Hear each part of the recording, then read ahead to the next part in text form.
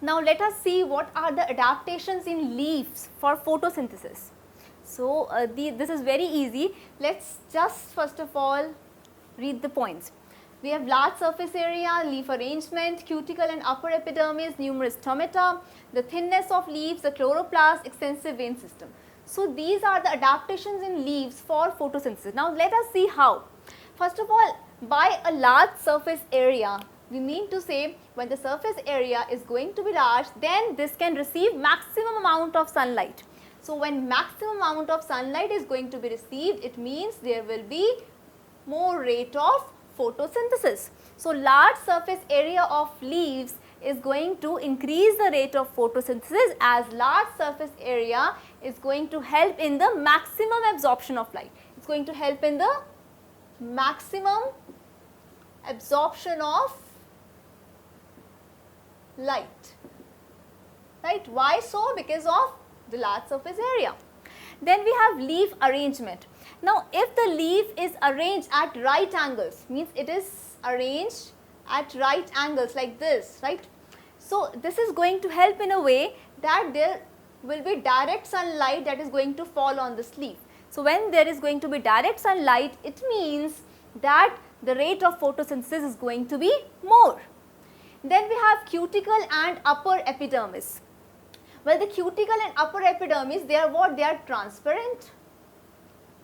And when they are going to be transparent, right, they are going to allow more light to penetrate inside. So the transparency of the cuticle and the upper epidermis is also going to help in photosynthesis. Then numerous stomata. Now stomata are there for gaseous exchange. So when there are the presence of the numerous stomata, it is going to actually help in photosynthesis by gaseous exchange at a faster rate. Then the thinness of leaf. If the leaves are thin, then what is going to happen? There can be easy transport of the prepared food from one cell to other, right?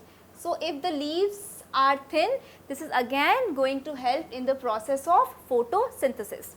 Now let's talk about chloroplast. Now chloroplasts are present at near the surface of the leaves. So how this is going to help? This is going to help in again the maximum absorption of the sunlight by the leaves, right? So since chloroplasts are these main centers. Then we have extensive vein system. This extensive vein system is there to transport the produced materials from one cell to the another, right? So these are the adaptations in leaves for photosynthesis. Just recall, leaves having larger surface area can have maximum absorption of light. The leaf arrangement at right angles can also help in more photosynthesis. Then the thinness and the transparency, or you can even say that they are waterproof.